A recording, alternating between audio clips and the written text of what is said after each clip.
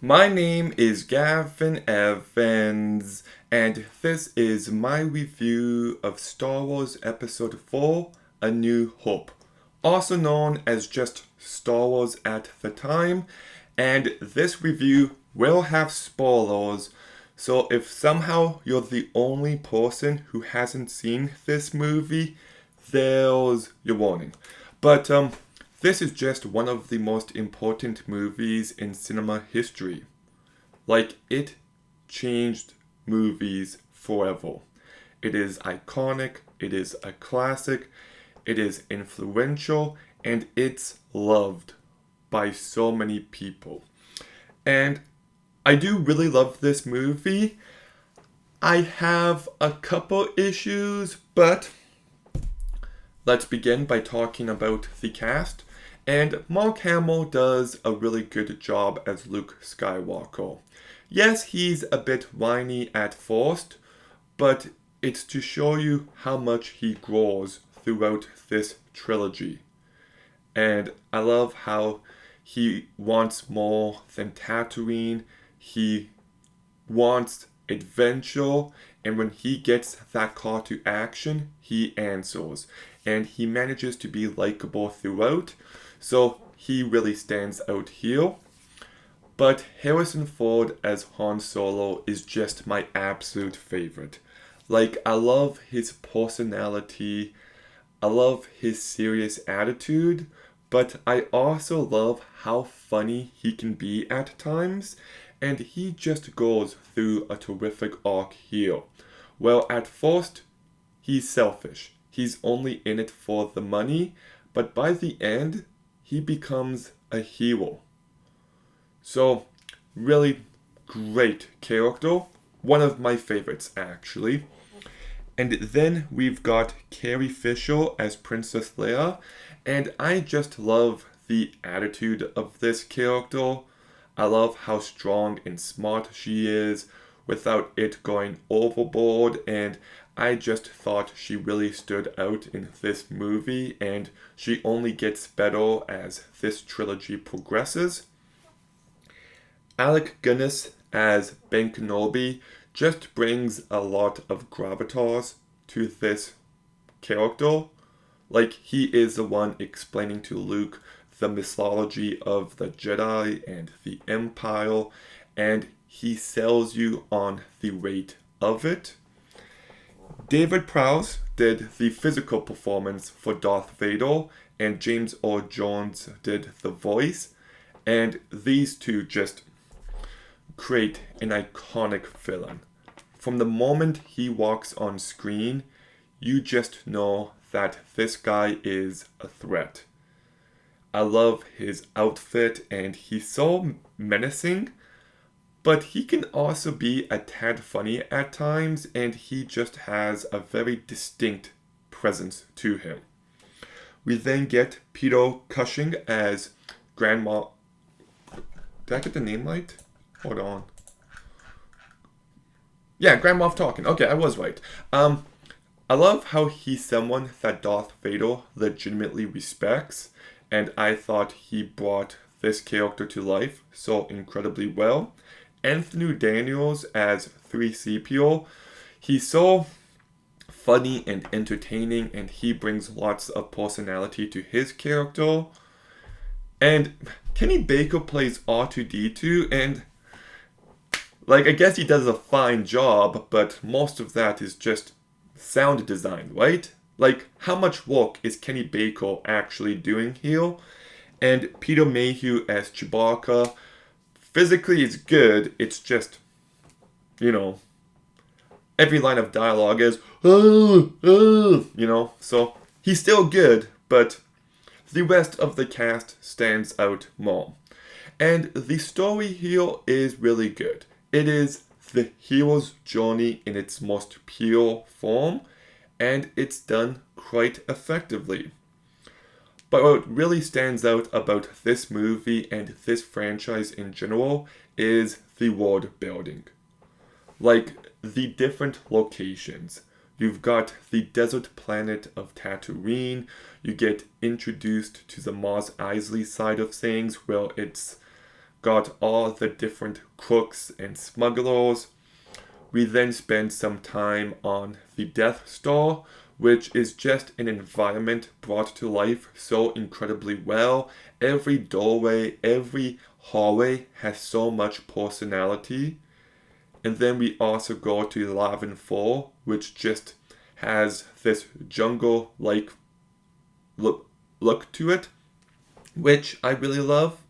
And then we get a bunch of different creatures. Like I mentioned earlier, Chewbacca is a Wookiee, and just the look and sound of him is so iconic.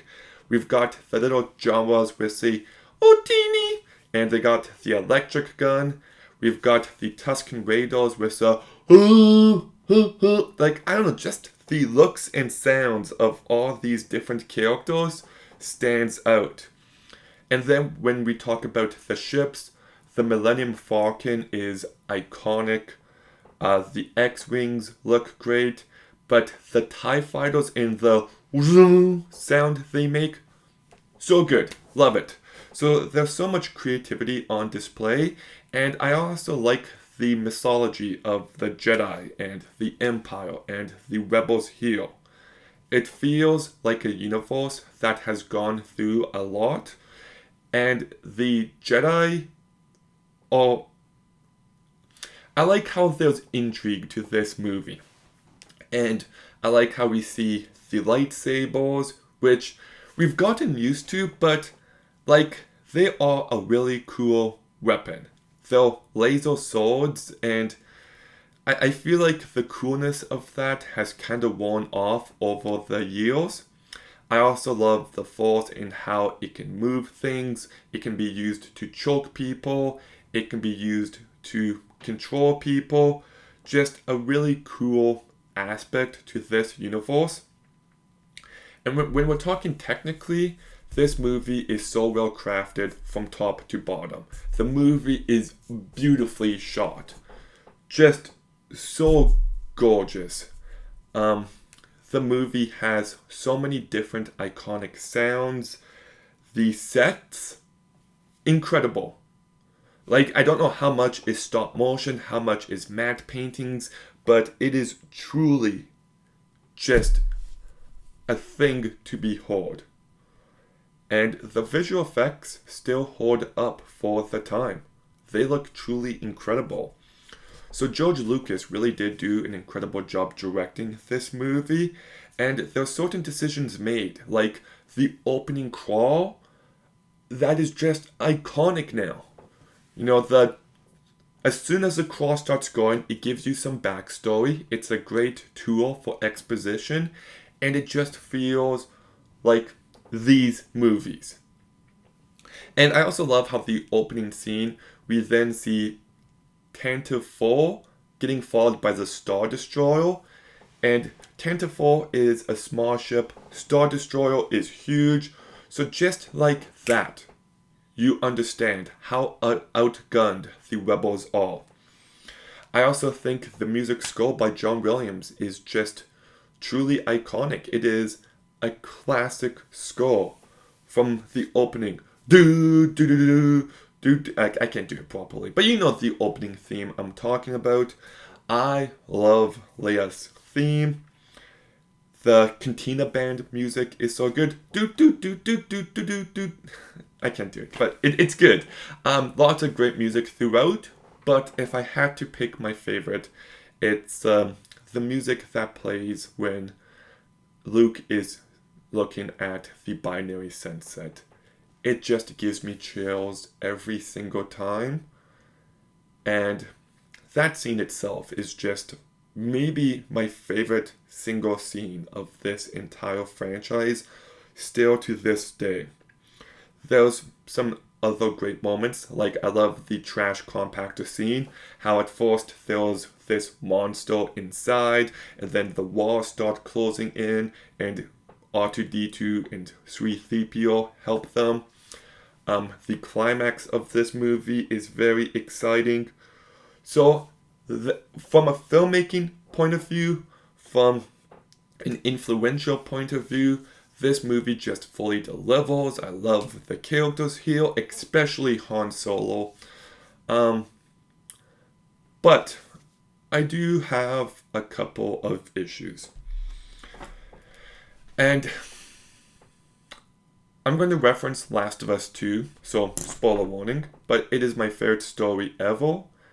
And when Joel dies, it has so much emotional weight, and you feel the emotions that Ellie is feeling, and her call to action is so good.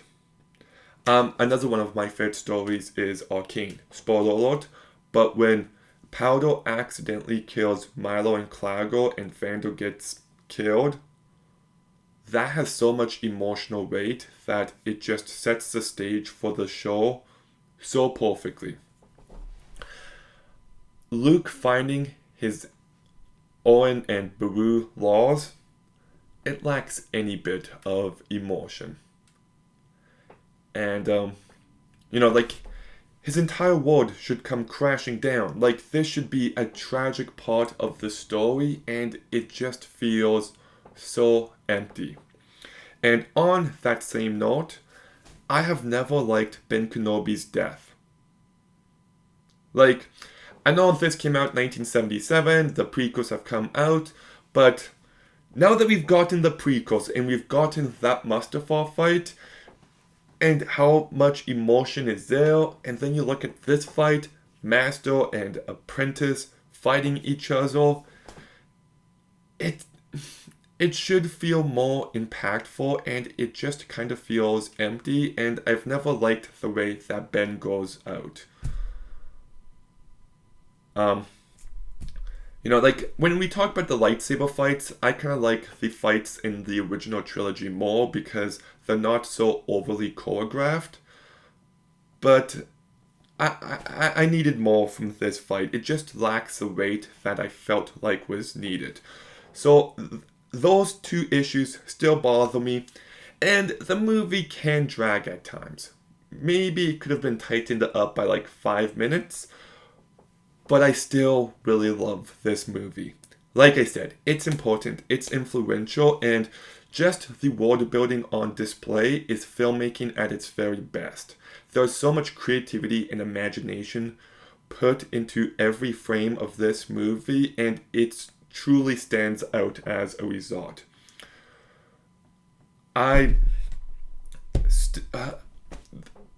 The cinematography, the sets, the costumes, the visual effects, this movie still holds up so incredibly well, so I'm still going to give Star Wars Episode 4 A New Hope an 8.5 out of 10.